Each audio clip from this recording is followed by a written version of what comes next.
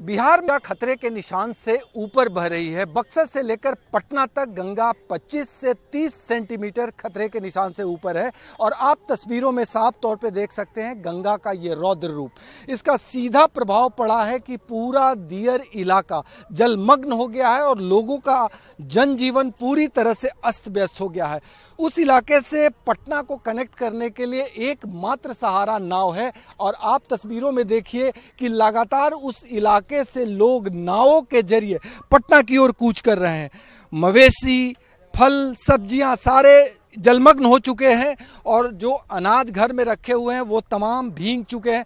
इन तमाम चीज़ों से बचाव के लिए लोग एकमात्र सहारा नाव का ले रहे हैं और आप तस्वीरों में साफ तौर पे देख सकते हैं कि गंगा किस तरह से उफन रही है और दियर इलाके के लोग किस तरह से अपनी जान जोखिम में डालकर गंगा की उफनती लहरों के बीच पटना की ओर कूच कर रहे हैं।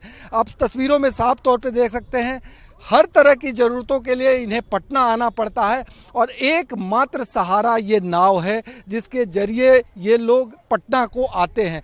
ये तस्वीरें साफ बयां कर रही है कि गंगा किस कदर उफन रही है और उसका क्या प्रभाव है। पूरा इलाका दियर जो है वो पूरी तरह से डूबा हुआ है। सारे साजो सामान के साथ लोग लगातार, आपको दूर दूर तक सिर्फ नाव ही नाव दिख रहा होगा और यही एकमात्र आवागमन का साधन है। आप तस्वीरों में साफ तौर पे देख सकते हैं कि एक और नाव उधर से आ रहा है और एक नाव यहाँ लगने वाला है।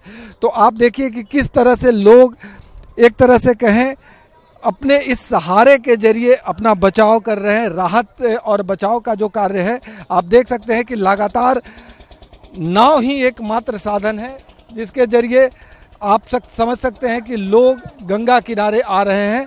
और मैं एक कोशिश करता हूं कि किस तरह से लोग नाव के जरिए जो पहुंच रहे हैं उनसे भी बात करें और ये जानने की कोशिश करें कि उस तरफ किस तरह की परेशानी हो रही है और किस तरह से उस तरफ से आने में क्या क्या कठिनाई हो रही है। तो आप देखिए कि किस तरह से लोग अपनी जान को बचा के या एक तरह से कहें ज़रूरतों के लिए पटना की ओर जिस तरह से कूच कर रहे हैं। और हम कुछ लोगों से बात करने की कोशिश करेंगे कि किस तरह के हालात हैं, किस तरह की दिक्कत उस तरफ है और क्या परेशानी हो रही है। पानी बहुत आ गया है, बहुत तरह की दिक्कत है। हम लोग को भूखमरी छा गई है, खाने के लिए पैसे नहीं है तो हम लोग पेट पालने के लिए शहर आ रहे हैं, काम कर रहे हैं, टाइम से बीवी बच्चे के पास पहुंच नहीं पा रहे हैं। हम लोग को बहुत गिजन है, घर बना रहे हैं, घर ढह जा रहा है, रहने का भी साधन नहीं है, रूम रेंट पे लेके रह रहे हैं यहाँ। आप देखिए कि अच्छा क्या दिक्कत है उधर, बारिश बहुत पानी भरा हुआ है। हाँ, पानी भरा हुआ है, सब दहा रहा है लोगों को। देखिए आप किस तरह से सब्जियां टोकरी में सब्जी लेके, क्या दिक्कत हो रही है। पूरा पानी भर गया, सब्जी भी पूरा पानी भरा गया, पूरा पानी भर गया। ये नज़ारा पटना के कनेक्टिंग इलाके दियर का है जहां आवागमन का एकमात्र साधन नाव है और उस नाव के जरिए लोग किसी तरह से पटना आते हैं, रोजी रोजगार के लिए आते हैं। छोटे छोटे बच्चे इस नाव पे सवार होते हैं और जो मानक है उस मानक के अनुरूप ना होने की वजह से कभी कभी नाव हादसे भी हो जाते हैं और इस तरह के हालात हैं। ओवरलोडिंग की वजह से कई तरह की समस्याएं भी होती है।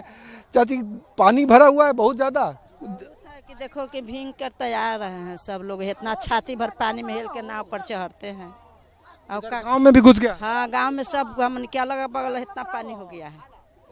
हाँ, बहुत का कपड़ा दोसर लेके पहन के आते हैं, यहाँ आके बदलेंगे, क्या करें। आप समझ सकते हैं कि जल जमाव की वजह से महिलाओं को किस तरह की दिक्कत होती है। एक कपड़ा साथ रखना होता है क्योंकि जब वो पानी में भीगती हैं और नाव पे सवार होकर एक स्थान से दूसरे स्थान पे आती हैं तो उन्हें कपड़ा भी चेंज करना पड़ता है। और ये नज़ारा देखिए, बच्चे स्कूल भी जाते हैं इसी नाव। क्या दिक्कत हो रही है अभी जो जल जमाव हो गया है उसकी वजह से? बहुत दिक्कत होता है, लेट हो जाता है। हाँ। तो नाव के अलावा कोई साधन नहीं है स्कूल जाने का? नहीं, कुछ नहीं, पुल कुछ नहीं दे रहा है। पड़ता है 6 बजे के आता है स्कूल में, तो अब टाइम बदल के 9-10 बजे आ रहा है लड़कन बच्चा लोग। अब का यही है तो अब पढ़ने के लिए 6 बजे के मास्टर भी है। अब पानी आ गया तो अब 10 बजे के लड़कन बच्चा लोग के हो गया। एक बार फिर से हम तस्वीरों के जरिए दिखाएंगे एक के बाद एक नाव, और नाव पूरी तरह से खचाखच भरा हुआ।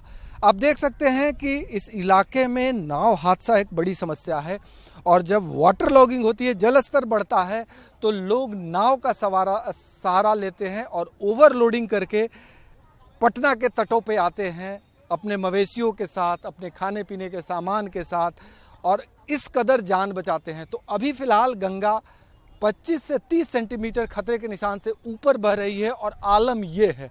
आप समझ सकते हैं, मौसम विभाग ने साफ तौर पे कहा है कि अगस्त का महीना बाढ़ के दृष्टिकोण से खतरनाक होने वाला है और यही रफ्तार रहा, गंगा का जलस्तर बढ़ते रहा, गंगा में गिरने वाली तमाम नदियों को दिक्कतें होगी और पूरा उत्तर बिहार बाढ़ के चपेट में आ जाएगा और तब हाहाकार मचेगा और सरकार की नींद टूटेगी। हालांकि सरकार दावा जरूर कर रही है कि बाढ़ के मद्देनज़र व्यापक तैयारियां की गई है, एनडीआरएफ, एसडीआरएफ और आपदा प्रबंधन विभाग को अलर्ट कर दिया गया है, लेकिन सुदूर गांव देहात में आज भी लोगों के सामने बाढ़ एक बड़ी चुनौती है और उस चुनौती ने दस्तक दे दी है।